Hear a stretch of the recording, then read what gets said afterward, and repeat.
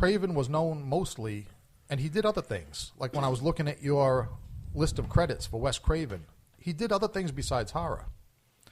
But he's known mostly as a horror director in the horror genre. And then I got to thinking about some other directors the same way, like John Carpenter, Tobe Hooper. And the thing I noticed most about all of them is that they made 2 or 3 incredibly great horror movies. And then the rest of it is kind of, if it doesn't all exactly suck, it's not right. It's not consistently great. You're not going to go out of your way to buy it, but if it's on television, you're not going to change the station. Right. It's palatable. And I just wonder why. So we got like 2 or 3 great horror movies from each director, and then I started thinking about other horror movies, both in the horror genre and other more famous movies. They don't like to call horror movies, but they are. Yeah. And it seems to me that all these great horror movies were made by directors either not associated usually with horror, or if they were, they made like 2 or 3 great ones, and then it was nothing much after that.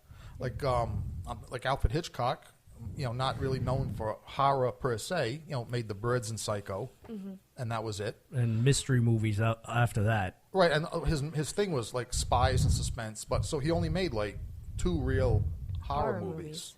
The same thing with Rosemary's Baby is one of my favorites. Creepy as hell, and I love Chuckles, by the way, has a great Rosemary's Baby. Which sooner or later, if I ever murder you, it won't be because I dislike you. It'll be because I want to get that little creature. Oh, okay. So just so you know.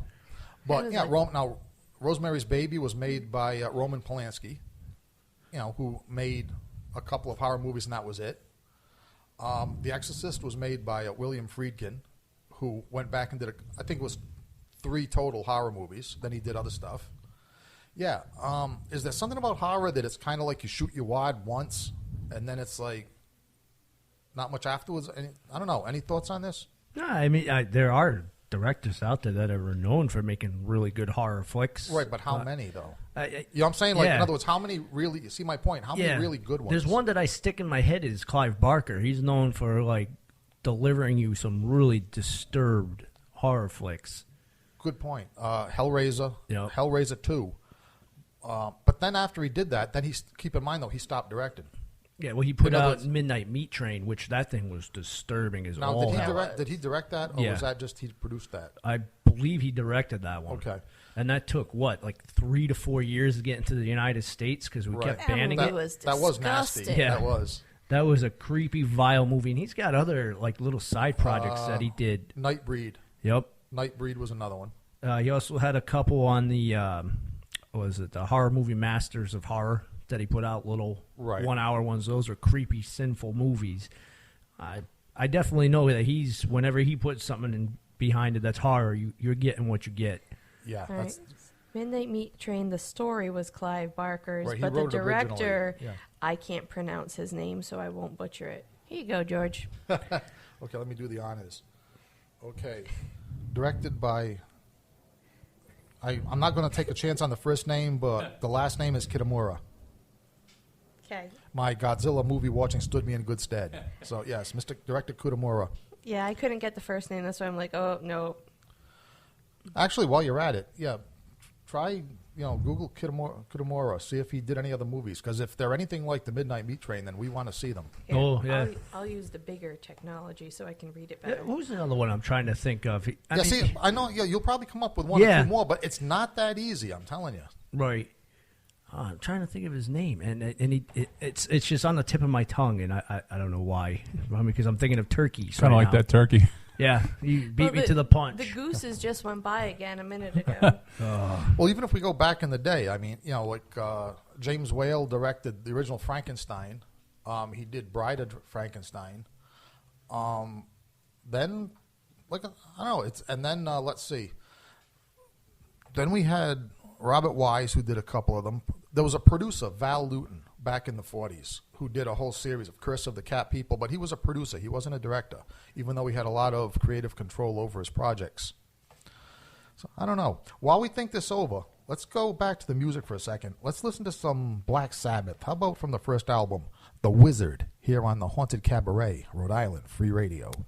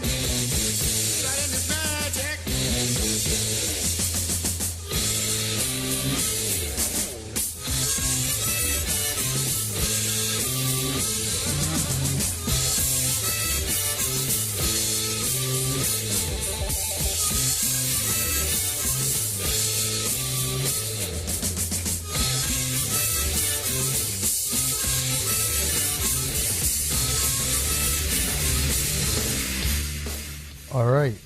That was Black Sabbath, The Wizard. And I pride myself on the fact that I actually heard Black Sabbath perform that show in concert, and Ozzy actually played the harmonica solos, just like on that studio album. Oh. I think it was one of those phases where he had been sober for, a few months before, and after. So, yes. So I heard him play the harmonica and get those parts right for probably the only time in his life since they recorded this originally. But yeah, while the music was on too, Nurse Misery's been Googling a few things, to check on my statement about, very few directors have directed more than 2 or 3 good horror movies.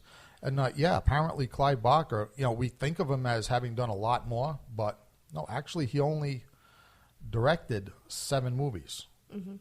So, Hellraiser being one of them, of course, that's the important one. And then Chuckles, you would mention Stephen King. Same thing. In other words, now Stephen King, he sold almost everything he wrote to other people so they could screw it up for him. Yeah. But, as far as projects that he was personally involved with, very few. And we won't even mention the new Cujo remake that they're working on. You just did. And we will stop mentioning it right there. Yep. Yeah. But originally now, besides, we were going to talk about Evil Children. Because you said, last episode, you said that, I scratched the surface, and you had a couple more in mind. Yeah, there's a couple lot right of off the top kids. of your head, though. Like, what comes to you? Children of the Corn. Yes, there we go. Segues, Children of the Corn.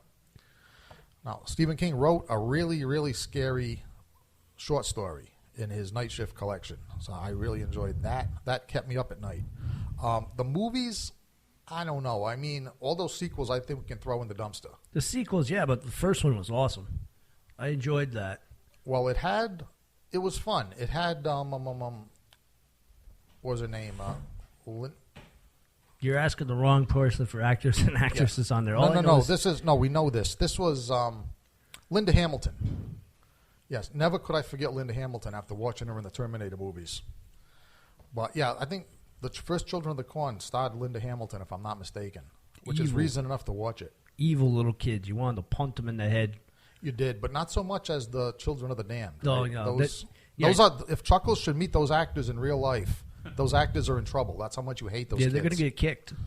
Yeah, let's hope they never arrive at Providence Comic-Con, because if they do, Chuckles the Clown has a machete he wants to use on them. Yes, and I'm going to kick you. And I'll tell you, now, speaking of it, we were mentioning Comic-Con on Chuckles' show, and that brings to mind Star Trek, because there's several cast members of Star Trek going to be at Comic-Con. Yes, there are. Cross-referencing Star Trek and Evil Kids brings to mind the original. Was that Tony? Will Wheaton. Well, yes, we won't even talk about him. He's unholy. But brings to mind the original Star Trek series. If you remember that group of kids with the friendly angel. Does anyone here remember that? Hold on a second. You're talking Star Trek. I got to take a nap. Okay, but we're talking about Evil Kids.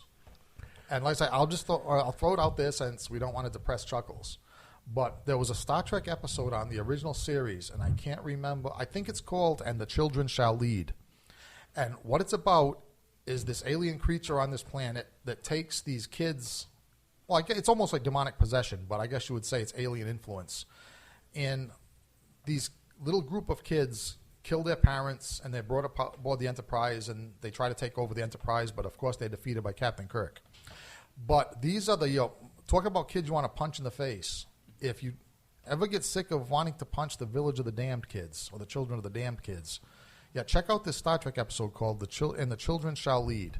If you want obnoxious, hateful kids, you want to, I don't know, beam them out into space on widest dispersal. Is that what the Trekkies would say? In other words, use the transporter, do something to them. Don't rehabilitate them like they did on the show. It was completely unbelievable. All right, we disposed of Star Trek, Chuckles. Don't worry about it. Thank you. That's all we're doing with Star Trek. I was starting to get ready to take a nap. Okay, well, instead of that, introduce your next evil kid. When I've lost the evil kid. You got me distracted on turkey stuffings, all right? Are you still dwelling on that goose thing? He is. It's funny. He's in Goose World. I mean, turkeys or geese, Chuckles? There's a difference here. Well, they're both funny. I'd like to at some point make Rhode Island Free Radio a full-time gig, and of course, having a full-time radio station, you'll need a morning show. Okay. And I think that this should be the cast for the morning show. Just imagine John Q. Public driving to work in the morning, and we're on the air talking about turkey-related fellatio. Ratings would be huge. And goose dismemberment. I'm in. I'm used to being up at 5 a.m. working, so it won't faze me any. Well, I remember at the end you were talking about the girl from The Ring, Samara. Oh, yes, that's right, up. The Ring. Yeah, I knew that. That's why I asked you again, because I knew there was another one, and I criticized myself too because I missed that one. Yeah, The Ring. Yes, Ringu, as the Japanese people call it. That kid was creepy. It comes to figure out that really wasn't a little kid crawling out of the well, but a really attractive